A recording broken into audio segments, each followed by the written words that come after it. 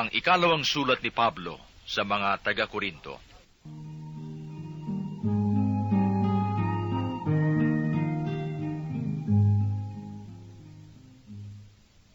Panimula. Ang ikalawang sulat ni Pablo sa mga taga-Korinto ay ginawa ng panahon ng hidwaan ng apostol at ng ilang kaanib na iglesia sa Korinto. May ilang kaanib na iglesia na tumuligsa kay Pablo, subalit ipinadarama niya ang maalab na hangaring makipagkasundo sa kanila. Ipinahayag niya ang malaking katuwaan kapag nangyari ito. Sa unang bahagi ng liham, tinalakay ni Pablo ang kaniyang kaugnayan sa iglesia sa Korinto. Ipinaliwanag niya kung bakit marahas siyang tumugon sa paghamak at pagsalungat ng iglesia, at inilahad ang kaniyang katuwaan sa ibinungang pagsisisi at pagkakasundo. Pagkatapos, nanawagan siya sa iglesia na magbigay ng saganang tulong sa nagdarahops ng mga kapatid sa Judea. Sa mga huling kabanata, ipinagtanggol ni Pablo ang kaniyang pagiging apostol sa ilang namamaraling sila ang tunay na apostol at hindi si Pablo.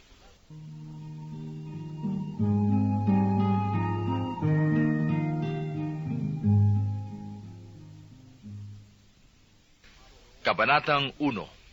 Mula kay Pablo na hinirang ng Diyos upang maging apostol ni Kristo Jesus at mula sa ating kapatid na Timoteo, sa iglesia sa Korinto at sa mga hinirang ng Diyos na nasa buong Akaya.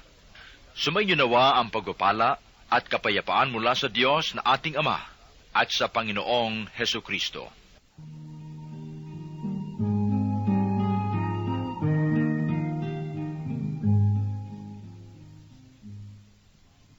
Purihin natin ang Diyos at Ama ng ating Panginoong Hesus Kristo, ang mahabaging Ama at Diyos na pinagmumula ng lahat ng kaaliwan.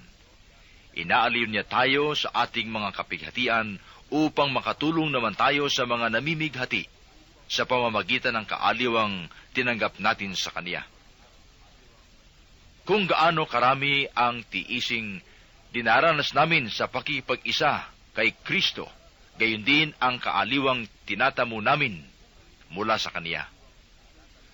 Kung namimighati man kami, ito'y sa ikaaliw at ikaliligtas ninyo. Kapag inaaliw kami, kayo may naaaliw rin at lumalakas upang mabata ang mga kapighatiang dinaranas ninyo tulad namin. Kaya't matibay ang aming pag-asa para sa inyo sapagkat alam naming kahati kayo sa aming kaaliwan, kung paanong kayo'y kahati namin sa pagtitiis. Mga kapatid, ibinabalita namin sa inyo ang mga kapighatian na dinanas namin sa Asya. Napakabigat ng aming dinanas, anupat nawala na kami ng pag-asang mabuhay pa. Akala namin dumating na ang aming oras. Ngunit nangyari iyon upang huwag kaming manalig sa aming sarili, kundi sa Diyos na muling bumubuhay sa mga patay. Kami iniligtas niya roon sa tiyak na kamatayan at patuloy na inililigtas at umaasang patuloy na ililigtas sa tulong ng inyong mga panalangin. Sa gayon, marami ang magpapasalamat sa Kaniya dahil sa pagpapala niya sa amin bilang tugon sa panalangin ng marami.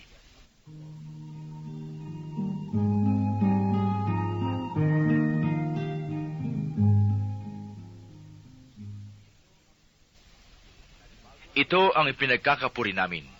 Pinatutunayan ng aming budhi na tapat at walang pagkukunwari ang pakikitungo namin sa lahat, lalo na sa inyo. Ito'y sa tulong ng Diyos at hindi sa pamamagitan ng karunungang makalupa.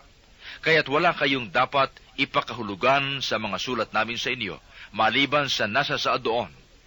Inasahan kong maunawaan ninyo akong mabuti. Ako na hindi pa ninyo gaanong naunawaan ngayon, upang kami ipagkapuri ninyo pagdating ng araw ng Panginoong Hesus, kung paanong ipinagkakapuri namin kayo. Dahil sa paniwala kong ito, binala kong pumunta muna riyan upang mag-ibayo ang inyong kasiyahan. Binabalak kong dumaan na riyan pagpunta ko sa Macedonia. Pagbabalik ko, daraan uli ako upang matulungan naman ninyo ako sa paglalakbay ko sa Judea. Ngayon, dahil ba sa ganito ang bala ko ay masasabi na ninyong ako'y urong-sulong? Akala ba ninyo'y pabago-bago ang bala ko tulad ng ginagawa ng taong makasanlibutan na ngayon ang sabi oo at pamaya-maya'y hindi? Kung paanong ang Diyos ay tapat, Gayon din ang salita ko sa inyo. Ang oo ngayon ay mananatiling oo. Ang anak ng Diyos, si Hesukristo na ipinangaral namin ni Silvano at Timoteo, ay hindi oo ngayon at pagkatapos ay hindi. Siya ay nananatiling oo, sapagkat siya ang katuparan ng lahat ng pangako ng Diyos. Dahil sa Kanya, nakasasagot tayo ng Amen sa ikaluluwalhati ng Diyos. Ang Diyos ang nagpatibay sa amin at sa inyo sa pamamagitan ng pakikipag-isa kay Kristo, at siya rin ang humirang sa amin. Tinatakan niya kami at pinagkalooban ng Kanyang Espiritu, bilang katunayang tutuparin niya ang Kanyang pangako. Saksi ko ang Diyos. Alam niya ang laman ng aking puso. Hindi muna ako napariyan sapagkat kayo rin ang inaalaala ko. Hindi sa gusto naming pangunahan pa kayo sa inyong pananampalataya, sapagkat matatag na kayo riyan. Nais lamang namin na tumulong upang maging masaya kayo sa inyong pamumuhay Kristiyano.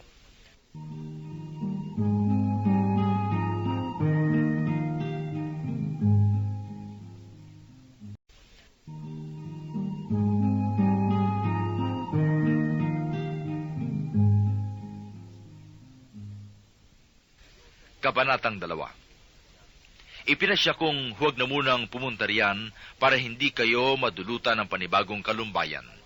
Sapagkat kung dulutan ko kayo ng kalumbayan, sino pa ang aaliw sa akin? Hindi ba kayo rin? Kaya't sumulat muna ako sa inyo. Sa gayon, pagpunta ko riyan ay hindi na lungkot ang idudulot ninyo sa akin. Kayo na dapat magpasya sa akin. Sapagkat naniniwala akong ang kaligayahan ko'y kaligayahan din ninyo. Ang puso ko'y tigib ng hapis at pag-alaala nang sulatan ko kayo, at hindi kakaunting luha ang tumulo habang sinusulat ko iyon. Sinulatan ko kayo, hindi upang dulutan ng kalungkutan, kundi upang ipadama sa inyo kung gaano kalaki ang aking pagmamahal. Kung may nagdulot ng kalungkutan kaninuman, hindi ako ang dinulutan niyon. Maaari pang sabihin ng walang pagmamalabis na kayong lahat ang dinulutan niya ng kalungkutan. Ngunit sapat na ang pagpaparusang ginawa sa kanya nang nakararami sa inyo. Patawarin na ninyo siya at aliwin upang hindi naman tuluyang masiraan ang loob. Kaya ipinamamanhik kong ipadama ninyo sa kanya na siya'y mahal pa rin ninyo. Ang isa pang dahilan ng pagsulat ko sa inyo noon ay upang malaman kong sinusunod ninyong mabuti ang lahat ng ipinangaral ko sa inyo. Sino mang pinatawad ninyo ay pinatawad ko na rin. Ang pinatawad ko, kung meron man, ay pinatawad ko alang-alang sa inyo sa harapan ni Kristo, upang hindi tayo mapaglalangan ni Satanas. Hindi lingid sa atin ang ibig niyang mangyari.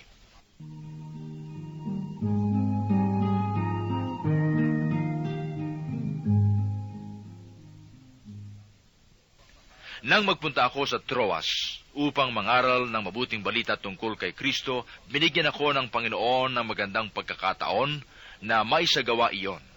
Ngunit hindi rin ako mapanatag sapagkat hindi ko natagpuan doon ang kapatid kong si Tito.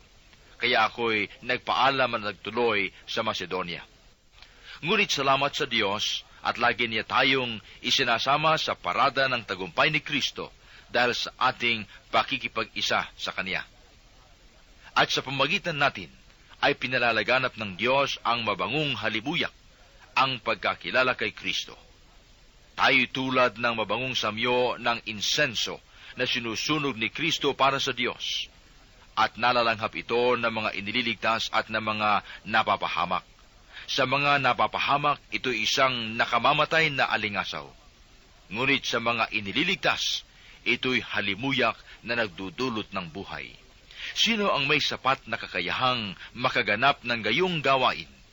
Hindi kami tulad ng iba na kinakalakal ang salita ng Diyos. Sa halip, bilang sugo ng Diyos at lingkod ni Kristo, buong tapat naming ipinangangaral ang Kaniyang salita.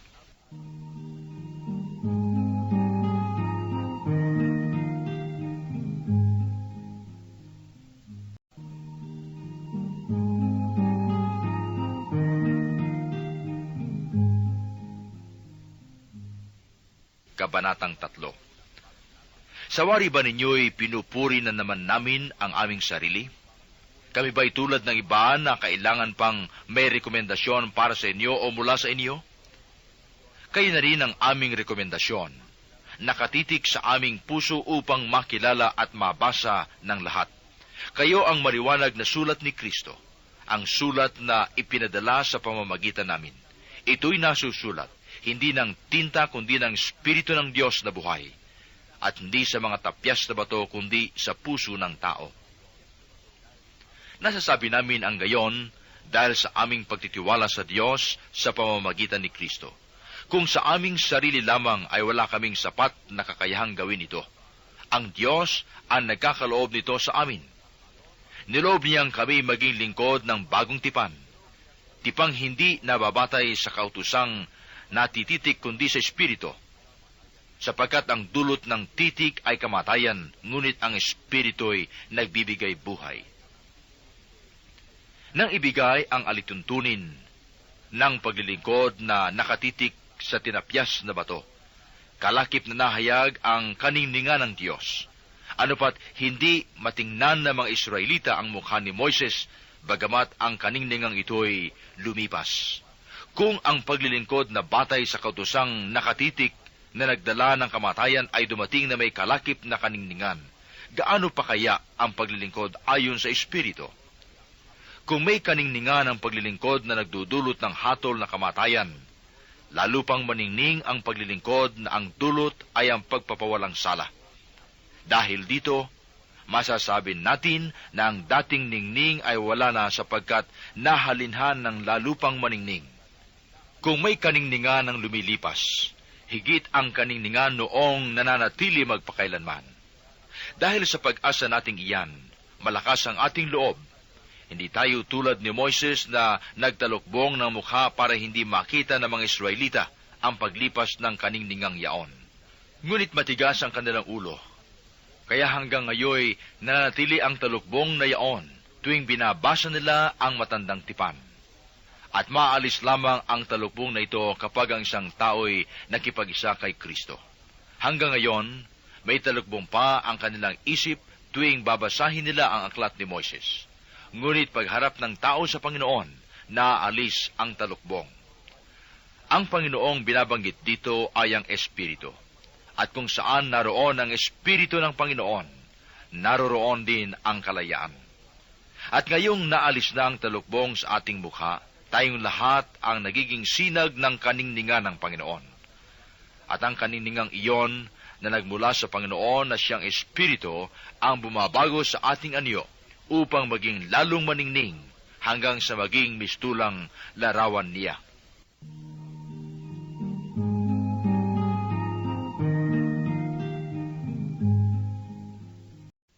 Kabanatang 4. Dahil sa habag ng Diyos, hindi lang niya ako para sa gawang ito, kaya naman malakas ang aking loob.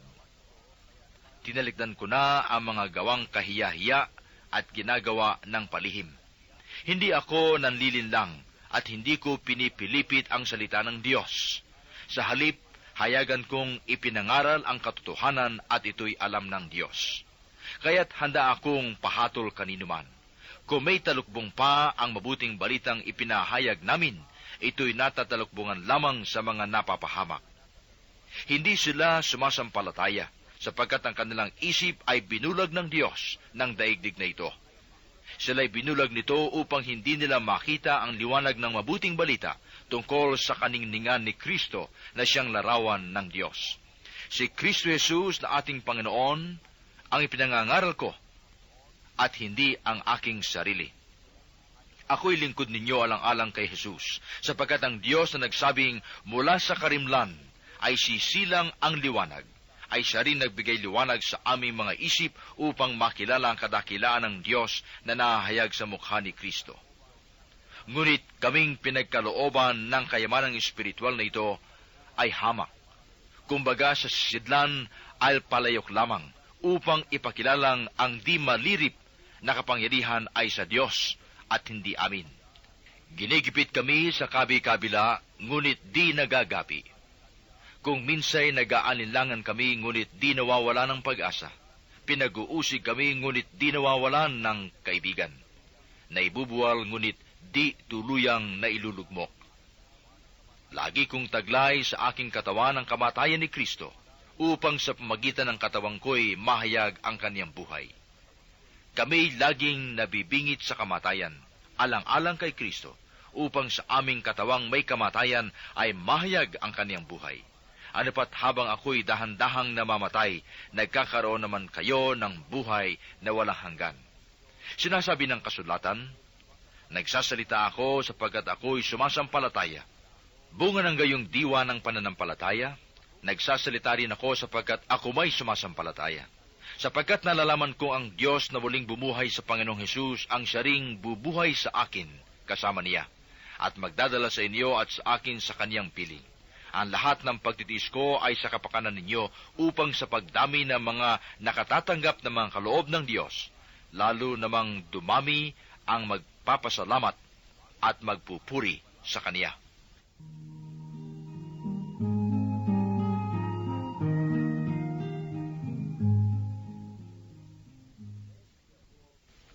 Kaya't hindi ako pinahihinaan ng loob. Bagamat humihina ang aking katawang lupa, patuloy namang lumalakas ang aking espiritu. Ang bahagya at panandaliang kapighatiang dinaranas ko ngayon ay magbubunga ng kaligayahang walang hanggan at walang katulad.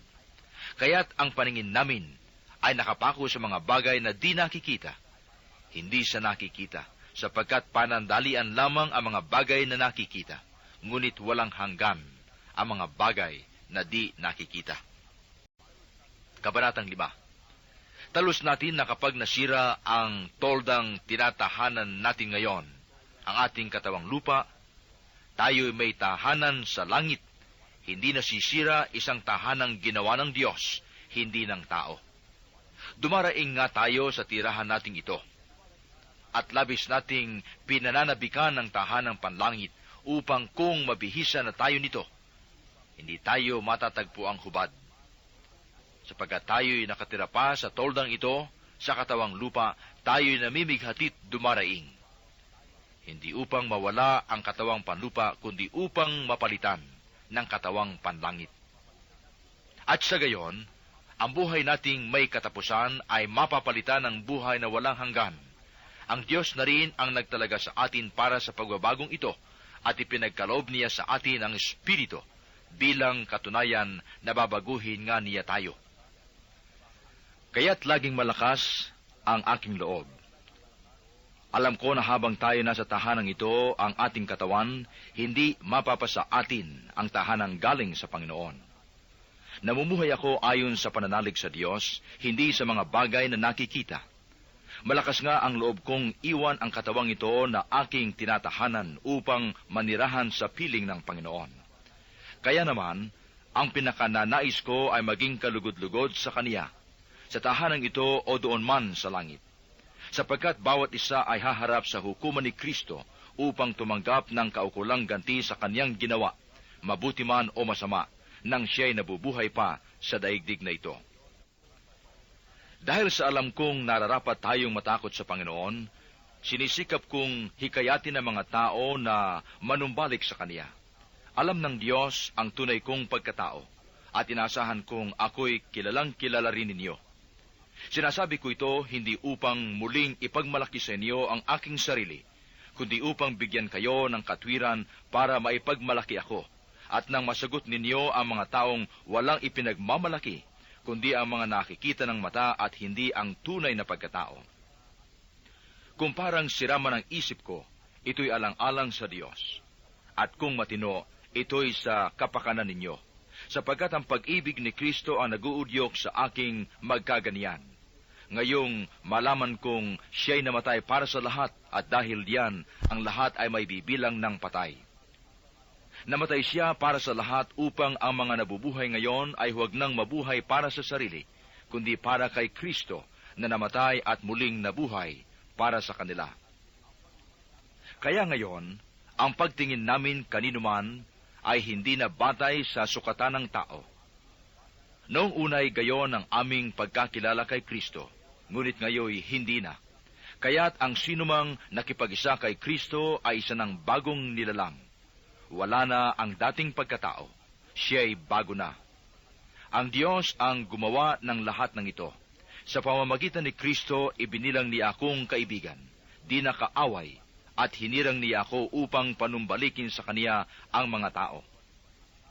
Ang ibig kong sabihin, ang tao'y ibinibilang ng Diyos na Kaniyang kaibigan sa pamamagitan ni Kristo, at nililimot na niya ang kanilang mga kasalanan, at ipinagkatiwala niya sa akin ang balitang ito. Kaya't ako'y sugo ni Kristo, parang ang Diyos na rin ang namamanhik sa inyo sa pamamagitan ko. Makipagkasundo kayo sa Diyos. Hindi nagkasala si Kristo, ngunit dahil sa atin, siya'y ibinilang na makasalanan upang makipag-isa tayo sa Kaniya at mapabanal sa harapan ng Diyos sa pamamagitan niya.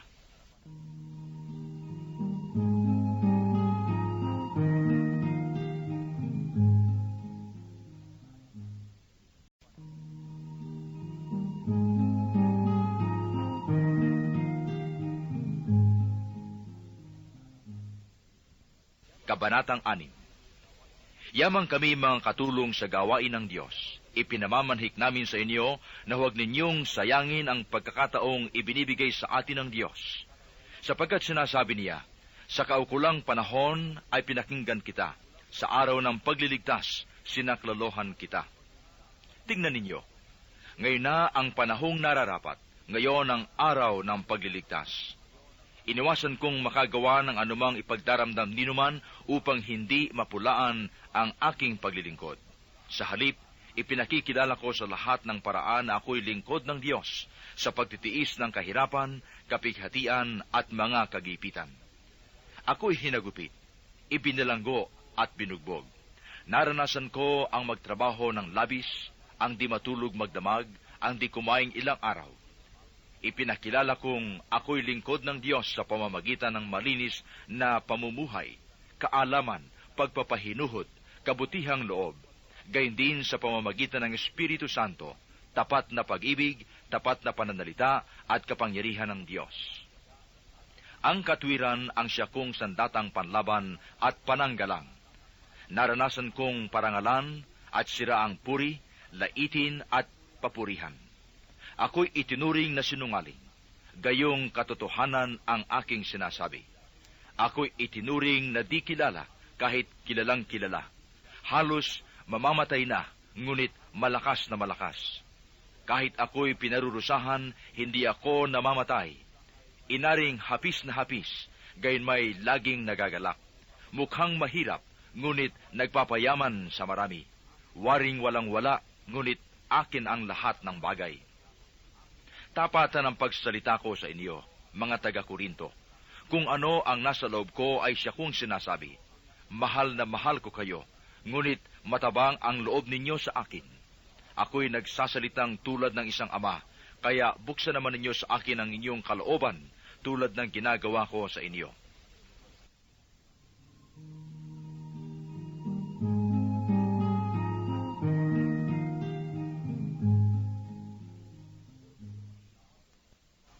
Huwag kayong makisama sa mga di sumasampalataya. Maaari bang magsama ang katwiran at ang kalikuan? O kaya'y ang liwanag at ang kadiliman? Maaari bang magkasundo si Kristo at si Belial? Ano ang kaugnayan ng nananampalataya sa di nananampalataya? O ng templo ng Diyos sa Diyos-Diyusan na mga pagano? Tayo ang templo ng Diyos na buhay. Siya na rin ang may sabi, mananahan ako at mamumuhay sa piling nila. Ako ang magiging Diyos nila, at sila'y magiging bayan ko. Kaya't lumayo kayo sa kanila, humiwalay kayo sa kanila, sabi ng Panginoon. Huwag kayong humipo ng anumang marbi, at tatanggapin ko kayo. Ako ang magiging ama ninyo, at kayo'y magiging anak ko, sabi ng Panginoong makapangyarihan.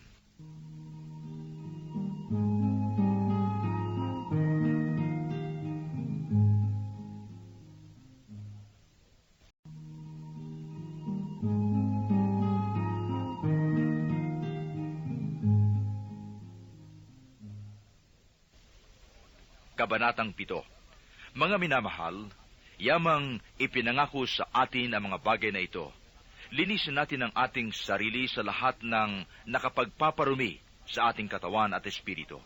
Sikapin nating mamuhay na may takot sa Diyos hanggang sa lubusan nating maitalaga sa Kaniya ang ating sarili. Bigyan ninyo kami kahit bahagyang puwang sa inyong puso. Kailanmay hindi namin pininsala, ipinanganyaya o dinaya ang sinuman sa inyo. Sinasabi ko ito hindi upang hatulan kayo sapagkat gaya ng sinabi ko, kayo'y mahal na mahal sa akin at magkasama tayo sa buhay at kamatayan. Lubos ang aking pagtitiwala sa inyo. Lagi ko kayong ipinagmamalaki. Sa kabila ng lahat ng aming mga tiisin, ang nadarama ko'y kaaliwan, nag-uumapaw ang kagalakan sa puso ko. Nang kami nasa Macedonia, hindi rin kami napahinga. Panay hirap ang aming naranasan. Labanan sa kabi-kabila at sindak ang aming kalooban. Ngunit ang mga nahahapis ay hindi pinababayaan ng Diyos. Inaliw niya ako sa pagdating ni Tito, at hindi lamang ang pagdating niya ang nakaaliw sa akin, kundi ang kabutihang ginawa ninyo sa kaniya. Ibinalita niya ang inyong pananabik sa akin, ang inyong kalungkutan at pagmamalasakit, kaya't lalo akong nagalak. Bagamat nagdulot sa inyo ng hapis ang aking sulat, hindi ko pinagsisihan ang pagkasulat ko niyon. Dapat akong malungkot sapagkat alam kong nagdulot sa inyo ng hapis ang aking sulat, bagamat sandali lamang. Gayunmay, nagagalak ako pagkat ang kahapisang yaon ang umakay sa inyo upang pagsisihan at talikdan ang inyong pagkakasala. Ang gayong uri ng kahapisan ay buhat sa Diyos, kaya't hindi kayo napasama dahil sa amin. Sapagkat ang kahapisang buhat sa Diyos ay nagbubunsod sa inyo upang magsisi at magbago sa inyong ikaliligtas. Ngunit ang kahabisang dulot ng sanlibutan ay humahantong sa kamatayan. Tignan ninyo kung ano ang ibinunga sa inyong buhay ng kahabisang buhat sa Diyos. Naging masikap kayo at marugdog upang ipakilalang kayo'y walang kasalanan tungkol sa mga bagay na iyon.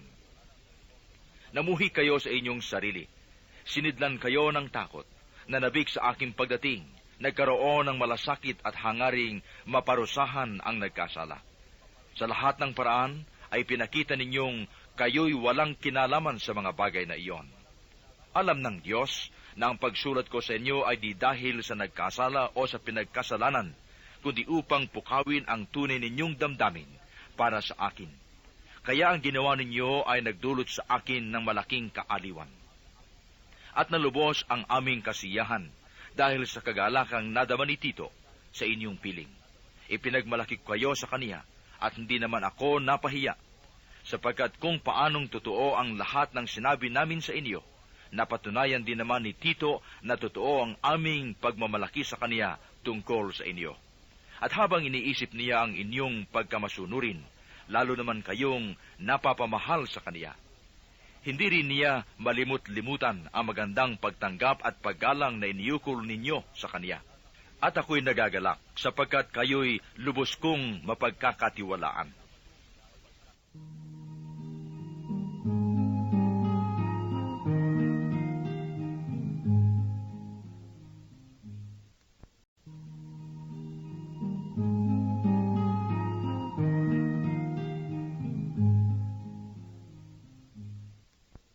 Kabanatang 8.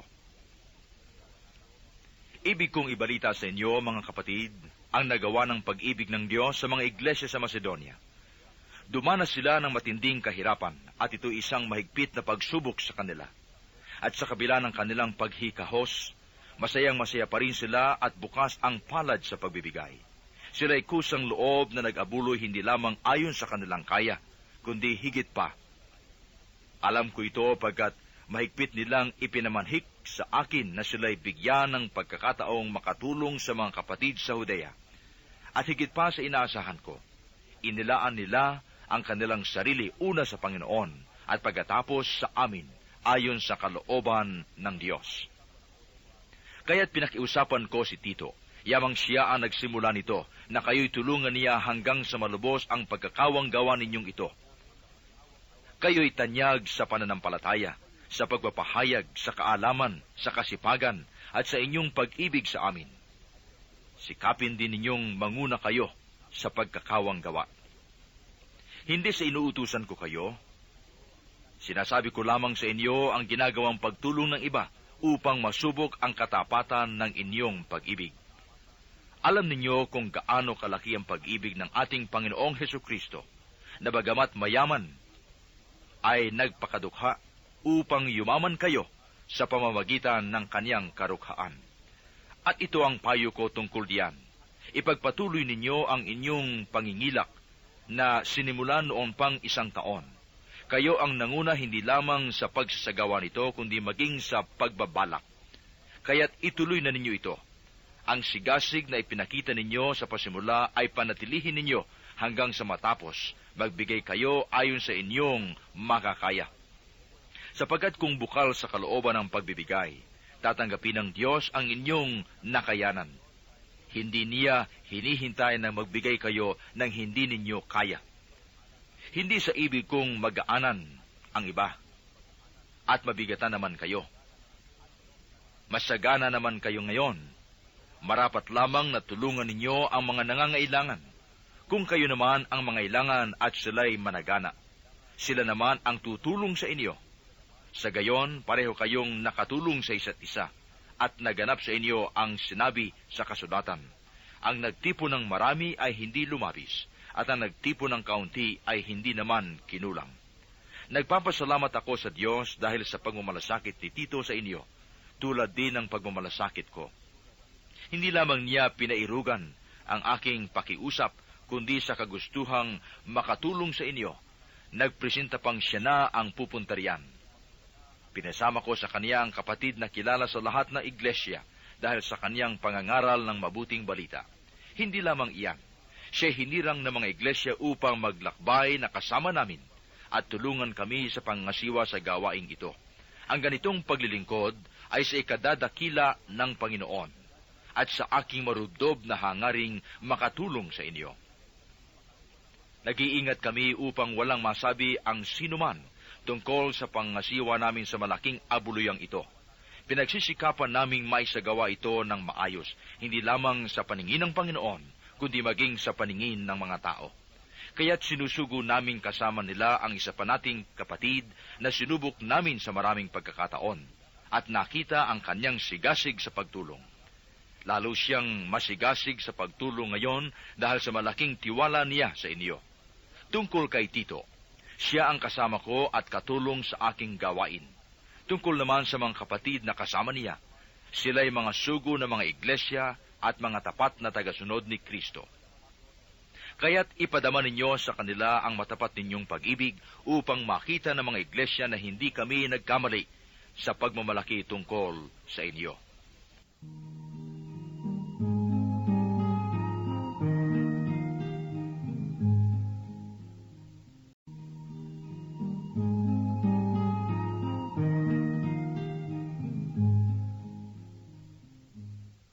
Kabanatang 9. Hindi na kailangang sumulat pa ako sa inyo tungkol sa pagtulong sa mga kapatid sa iglesia. Alam kong handa kayong tumulong at ipinagmamalaki ko kayo sa mga taga-Macedonia. Ang sabi ko'y handa na kayong mga taga-Akaya noong pang nakaraang taon, at marami ang napukaw ang kalooban dahil sa pagsusumakit ninyo. Kaya't pinauna ko riyan ang mga kapatid na ito upang hindi ako mapahiya sa aking pagmamalaki tungkol sa inyo, at nang maihanda na ang tulong ninyo, gaya ng sabi ko. Baka ako mapahiya. Huwag nang sabihing pati kayo, kung may mga taga-Macedonyang sumama sa akin, at makita nilang hindi kayo handa. Kaya't pinakiusapan ko ang mga kapatid na mauna riyan, upang maihanda ang tulong na ipinangako ninyo. Sa gayon, lilitaw na kusang loob ang pagbibigay ninyo at hindi sa pilitan. Tandaan ninyo ito, ang naghahasik ng kakaunti ay mag-aani ng kakaunti, at ang naghahasik naman ng marami ay mag-aani ng marami. Ang bawat isa'y dapat magbigay ayon sa sariling pasya, maluwag sa loob at di napipilitan lamang, sapagkat ang ibig ng Diyos ay kusang pagkakaloob. Magagawa ng Diyos na pasaganain kayo sa lahat ng bagay, higit pa sa inyong pangangailangan, upang may magamit kayo sa pagkakawang gawa. Gaya nga ng sinasabi ng kasulatan, siya'y namudmod sa mga dukha, walang hanggan ang kaniyang kabutihan. Ang Diyos na nagbibigay ng binhing ihahasik at tinapay na makakain, ang siya ring magbibigay sa inyo ng binhi at magpapalago nito upang mamunga ng sagana ang inyong kabutihang loob. Pasasaganain niya kayo sa lahat ng bagay para lalo kayong makatulong sa marami. Sa gayoy dadami ang magpapasalamat sa Diyos dahil sa inyong tulong na dadalhin ko sa kanila. Ang pagtulong ninyong ito sa mga kapatid ay hindi lamang makatutugon sa kanilang pangailangan, kundi magiging dahilan pa ng walang hanggang pagpapasalamat nila sa Diyos. Ang bukas palad ninyong pagbibigay ay magpapatunay sa kanila na matapat ninyong tinatalima ang mabuting balita ni Kristo. Dahil diyan, magpupuri sila sa Diyos, kaya't buong pagmamahal nila kayong idadalangin, dahil sa kadakilang kaloob ng Diyos sa inyo. Salamat sa Diyos, dahil sa kaloob niyang walang kapantay.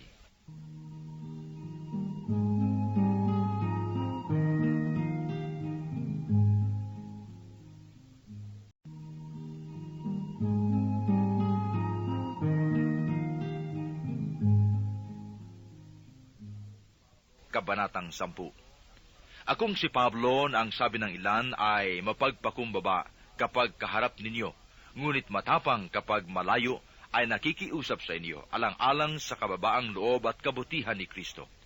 Isinasamo kong huwag sana ninyo akong piliting magsalita ng mabigat, gaya ng gagawin ko sa mga nagsasabing ako'y namumuhay ayon sa laman.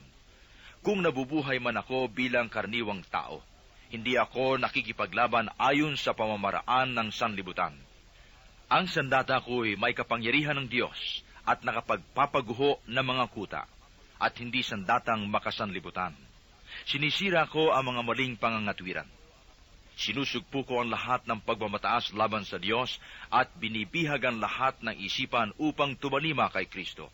At kung lubusan na kayong tumatalima, nahanda akong parusahan ang lahat ng sumusuway. Ang mga bagay na panlabas lamang ang tinitignan ninyo.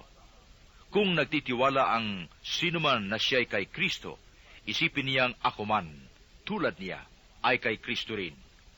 Kung ipagmapuri ko man ang aking kapangyarihang ibinigay ng Diyos sa ikatitibay ninyo at hindi sa ikapapahamak, hindi ako mapapahiya. Huwag ninyong isiping pananakot lamang ang sulat ko sa inyo. Anang ilan, sa sulat lamang siya matapang, sa harapan naman ay walang magawa. Dapat malaman ng mga taong nagsasabi ng ganyan na kung ano ang sinasabi ko sa sulat ngayong malayo ako, ay siya ko ring gagawin kapag kaharap na ninyo.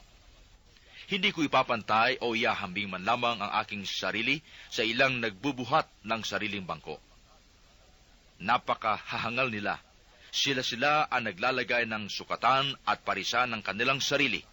Ngunit ako hindi lalampas sa hangganang ibinigay sa akin ng Diyos. Ang gawaing inila niya sa amin, kasama na ang pangangaral namin sa inyo. Hindi ako lumalampas sapagkat kayo'y nasaklaw ng hangganang iyan nang una akong pumarian.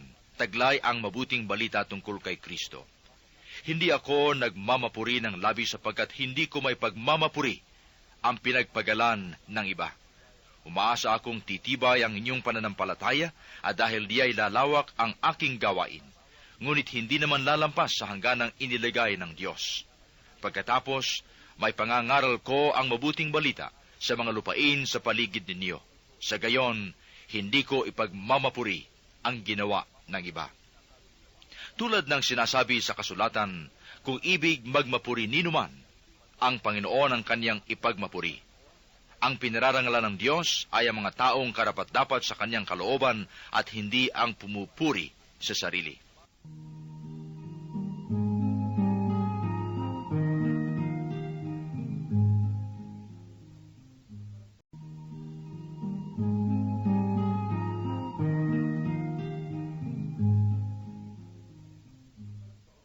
Kabanatang 11.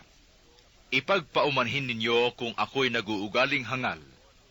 Nakadarama ako ng makadiyos na panibugho. Tulad kayo ng isang malinis na dalagang ipinakipagtipan ko sa isang lalaki, kay Kristo. Ngunit nag-aalaala kong baka malason ang inyong isipan at mailayo kayo sa tapat at dalisay na pananalig kay Kristo, tulad ni Eva, na nalinlang ng ahas, sapagkat malugod ninyong tinatanggap ang sinumang dumarating at nangangaral ng ibang Jesus kaysa ipinangaral ko. Tinatanggap ninyo ang espiritu at aral na iba sa itinuro ko sa inyo. Palagay ko namay hindi ako huli sa magagaling na mga apostol na iyan. Maari hindi ako mahusay magsalita, ngunit hindi naman kapos sa kaalaman. Ipinakilala ko ito sa inyo sa lahat ng pagkakataon. Ipinangaral ko sa inyo ang mabuting balita, ngunit hindi ako humingi ng kabayaran. Ako'y nagpakababa upang mataas kayo. Masasabi bang kasalanan ko ito? Ibang iglesia ang nagbibigay ng mga kailangan ko noong ako'y naglilingkod sa inyo. Wari bagang inaagawan ko sila. Matulungan lamang kayo. At nang ako'y kapusin diyan, hindi ako nakabigat kanino man sa inyo sapagkat dinhalan ako ng tulong ng mga kapatid sa Macedonia. Mulat sa pool ay iniwasan kong makabigat sa inyo sa anumang paraan, at yan ang gagawin ko habang panahon. Sa ngalan ni Kristo, na sumasa akin, hindi ko ititigil ang pagmamapuring ito kahit saan diyan sa Akaya. Bakit ko ginawa ito? Dahil ba sa di ko kayo mahal? Alam ng Diyos, mahal na mahal ko kayo. Ngunit patuloy kong gagawin ang ginagawa ko ngayon upang huwag magkaroon ng katwiran ang mga namamalita na ang paglilingkod nila ay tulad ng aming ginagawa. Hindi sila tunay na apostol kundi nandaraya lamang at nagkukunwaring mga apostol ni Kristo. Hindi ito dapat pagtakhan, sapagkat si Satanas man ay maaaring magkunwaring anghel ng kaliwanagan. Kaya hindi katakataka na magkunwaring lingkod ng katwiran ang kanyang mga lingkod. Ang kanilang kahihinatnan ay ayon lamang sa kanilang mga gawa.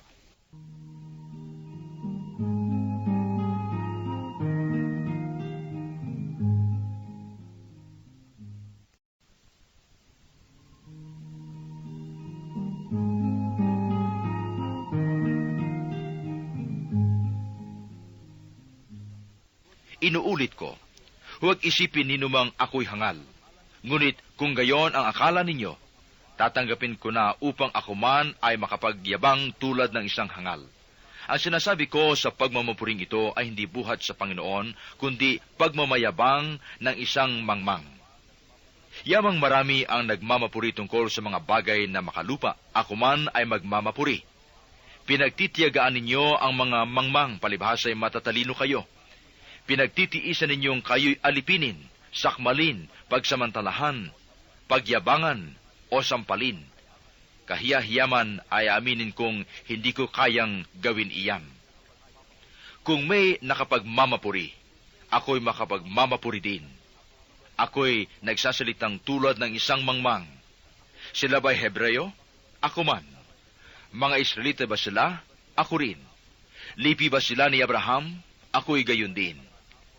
Sila ba'y mga lingkod ni Kristo? Nagsasalita akong waring isang baliw, ngunit ako'y mas mabuting lingkod ni Kristo kaysa kanila. Higit ang aking pagpapagal, makailang ulit akong nabilanggo, hinagupit ng maraming beses at madalas na nabingit sa kamatayan. Makalima akong tumanggap ng 39 na palo mula sa mga Hudyo. 3 ulit kong naranasang hagupitin ng mga Romano at minsang binato. Makaikatlo kong naranasang mawasak ang barkong sinasakyan. At minsay maghapot magdamag akong lulutang-lutang sa dagat. Sa malimit kong paglalakbay, nasuong ako sa iba't ibang panganib, sa mga ilog, sa mga tulisan, sa mga kapwa ko Hudyo at sa mga hintil. Mga panganib sa lungsod, sa ilang, sa dagat, sa mga mapagkunwaring kapatid. Naranasan ko rin ang labis na hirap at pagod, malimit na pagpupuyat, matinding gutom at uhaw. Natikman ko ang maginaw, ngunit wala man lamang mabalabal. Bukod sa lahat ng iyan, inaalala ko pa araw-araw ang mga iglesia. Kung may nanghihina, karamay nila ako. At kung may nahuhulog sa pagkakasala, labis na naghihirap ang kalooban ko. Kung kailangan ako'y magmapuri, ay pagmamapuri ko'y ang aking mga kahinaan. Hindi ako nagsisinungaling. Iya'y alam ng Diyos at Ama ng Panginoong Hesus. Purihin ang kaniyang pangalan magpakailanman. Nang nasa Damasco naman ako, ang pintuan ng lungsod ay pinabantayan ng gobernador na nasasakop ni Haring Aretas upang ipahuli ako. Ngunit isinakay ako sa tiklis, saka inihugos sa kabila ng pader, at ako'y nakatakas.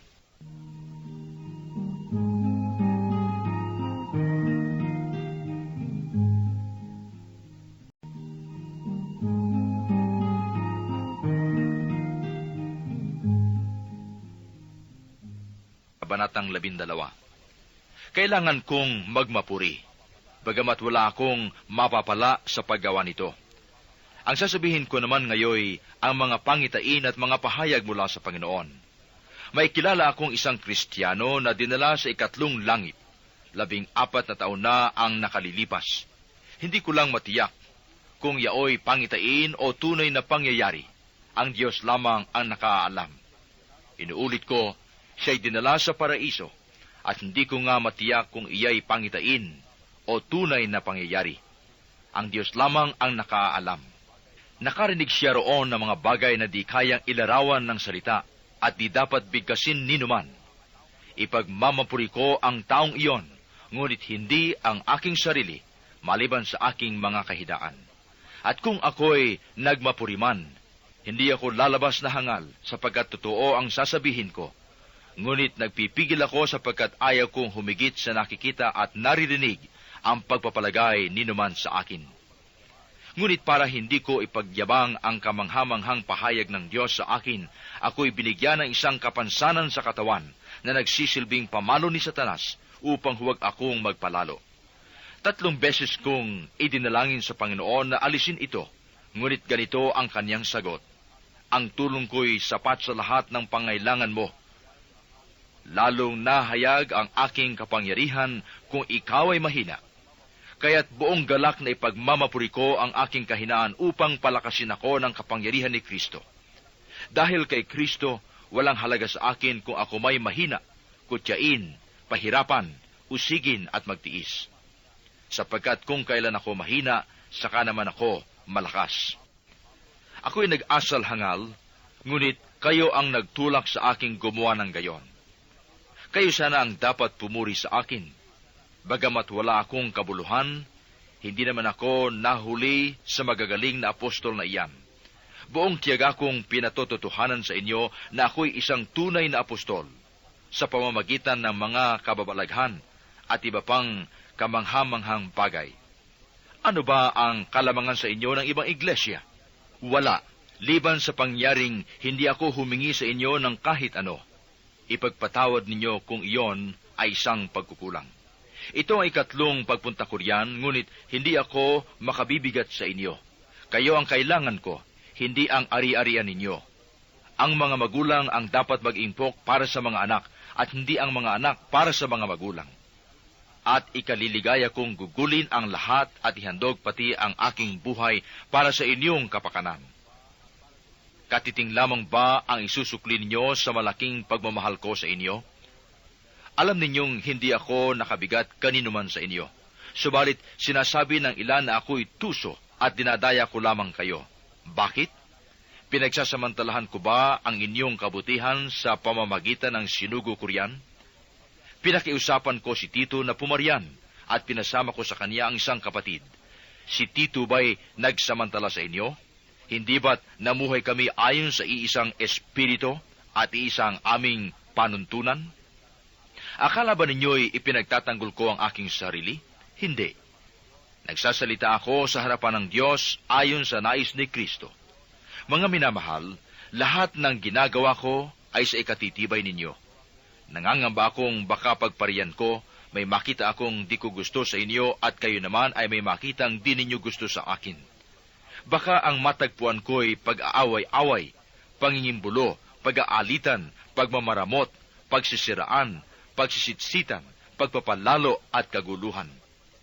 Nangangamba ako na pagpariyan kong muli, hiyain ako ng aking Diyos sa harapan ninyo. Pag nagkagayon, itatangis ko ang karumihan, pakikiapid at kahalayang hindi pa pinagsisisihat tinatalikdan.